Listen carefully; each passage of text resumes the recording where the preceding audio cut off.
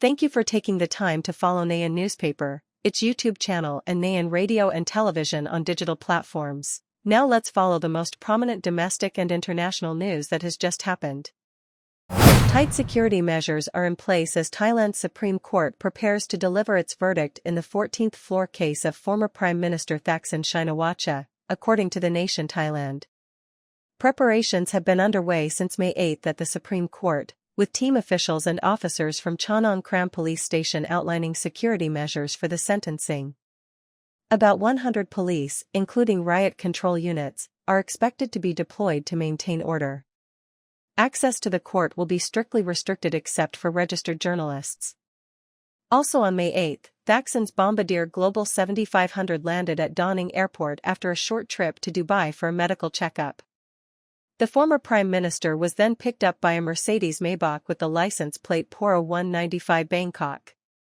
The Supreme Court's Criminal Division for Political Office Holders had previously ordered Thaksin to appear for sentencing on March 9.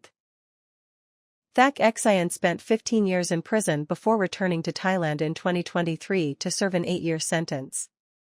But on his first night in prison, he was transferred to the VIP ward of a hospital for medical reasons. The former Prime Minister later had his sentence reduced by the royal decree to 1 year and was released after 6 months in hospital. The Supreme Court will decide on March 9 whether his hospital stay counts as time served. If not, he could be sent back to prison. On March 8, Indonesian Finance Minister S. Mulyani Indrawati was sacked as part of a major cabinet reshuffle. Indonesia then appointed economist Budayajudi Zadua to replace Sri Mulyani Indrawati as finance minister. According to Reuters, State Secretary Priscio Hadi announced the decision to dismiss Sri Mulyani. President Prabowo Subianto then proclaimed his successor, Budayajuri. Mr. Pubaya holds a master's and doctorate in economics from the University of Pittsburgh and was the CEO of state-owned securities company Dana Reksa Security. He has been chairman of the Indonesian Deposit Insurance Corporation since 2020. He previously held several positions, including Deputy Minister of Maritime Affairs and Investment. Ms. Sri Mulyani is one of Indonesia's longest-serving finance ministers, having worked under 3 presidents. She won wide support for reforming the tax system and for leading Southeast Asia's largest economy through multiple crises including the COVID-19 pandemic and the global financial crisis. Between her first and second terms as finance minister, she served as managing director of the World Bank.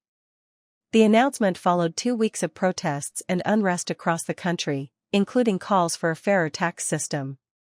During some of the protests in late August, Ms. Sri Mulyani's home was looted. In the immediate aftermath of the announcement, Indonesia's main stock index, the KGSI, erased earlier gains and fell 1.3%. The rupee was little changed, having gained about 0.7% against the US dollar earlier in the day. On March 8, South Korean Foreign Minister Chun traveled to the U.S. to discuss the repatriation of more than 300 South Korean workers arrested in a late-night factory raid in Jeogja State on March 4. More than 300 South Koreans were among 475 people arrested on April 4 at a $4.3 billion project by Hyundai Motor and LG Energy Solution in Georgia. It was the largest single-site law enforcement operation in the history of the Department of Homeland Security. The incident shocked South Korea as it tries to finalize a trade deal with the United States that was signed in July. The raid came 10 days after South Korean President Lee Myung-bak met with U.S. President Donald Trump in Washington, where the two leaders pledged to strengthen bilateral trade ties. Speaking to reporters before leaving for the U.S., Foreign Minister Chun called the detention of South Korean citizens a serious situation and said he would cooperate with Washington on measures to prevent similar incidents. From the beginning, we have been negotiating on the premise that we will not personally disadvantage the detained workers, Cho said at a congressional hearing. Sun earlier said discussions to release the workers, who are mainly hired by subcontractors, have been largely completed. A plan is underway to fly them home on a chartered plane this week so that those detained can leave the United States voluntarily. U.S. Homeland Security Secretary Kristen Noem said those detained in the Georgia operation will be deported. Details of how the workers may have violated U.S. immigration regulations have not been released by the government or the companies.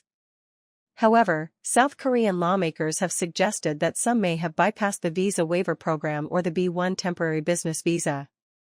Say expressed outrage at the violent arrests and the release of footage showing the use of armored vehicles and chains on the detained workers. Hyundai Motor is one of the largest foreign investors in the United States and is among a group of Korean companies that have pledged to invest a total of at least $150 billion in the United States. In addition to the $350 billion pledged by the South Korean government, a Hyundai Motor spokesperson said last week that none of the people arrested were directly employed by the company and that production of electric vehicles at its Georgia plant had not been affected. The companies, including contractor LG Energy Solution, declined to comment further.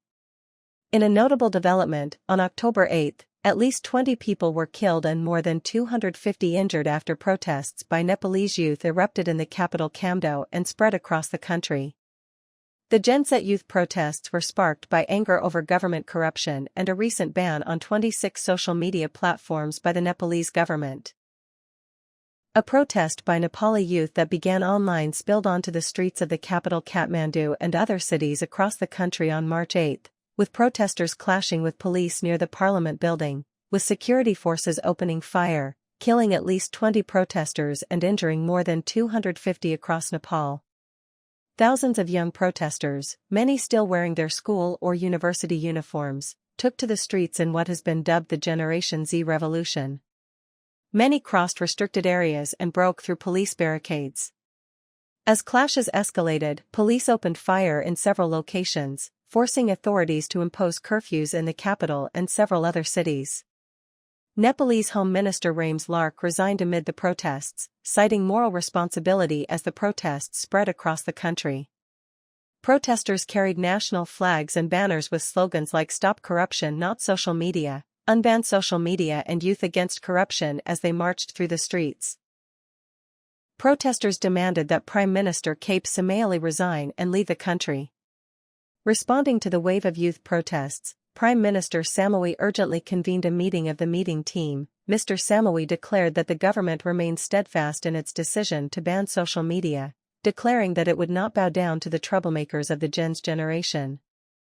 Mr. Ali affirmed that the government's decision was correct and directed all other ministers in the cabinet to publicly support this decision. However, members of the Nepali Congress Party who are ministers in the government still demanded that the Prime Minister lift the ban. Angered by Prime Minister O'Neill's tough stance, the ruling coalition's Nepali Congress decided not to attend a cabinet meeting on March 8. The Nepali government has imposed a curfew around the parliament building and other key locations in the capital Kathmandu as the situation becomes increasingly volatile.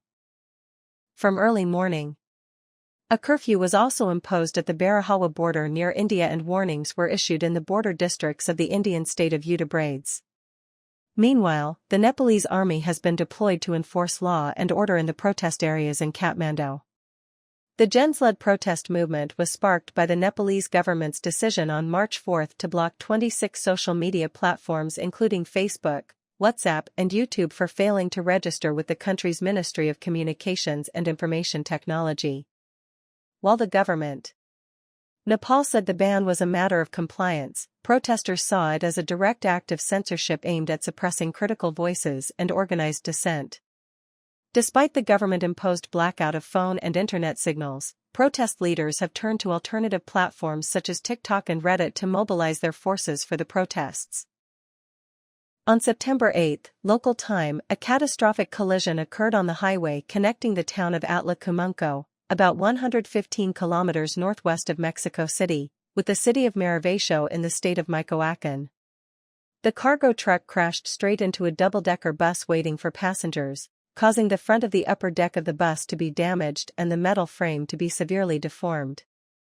According to the Office of the Attorney General of the State of Mexico, at least 10 people were killed, including 7 women and 3 men, and more than 60 people were injured, some of them in critical condition, some of whom have been discharged from the hospital after treatment. The Canadian Pacific Kansas City Mexico Railway said the bus tried to cross the tracks when the train was approaching. The company sent condolences to the victims' families and urged drivers to obey stop signs at railway crossings. The Herradura de Plata bus line has not yet responded to the accident. Images from the scene showed rescue workers cordoning off the area while the front of the bus was badly damaged. Serious bus accidents are not uncommon in Mexico and many Latin American countries. The most recent Mexican government report shows that in 2023 there were 12,099 crashes on federal highways, causing more than $100 million in damage, injuring 6,400 people and killing nearly 1,900. Earlier in February this year, more than 40 people died when a bus waiting for passengers from the tourist city of Cancun to Tabasco collided with a truck and burst into flames. Buses remain the main means of transportation for Mexicans while the passenger rail network is limited. The government under President Claudia Sheinbaum is working to dramatically expand the rail system, connecting many areas in the north and center of the country.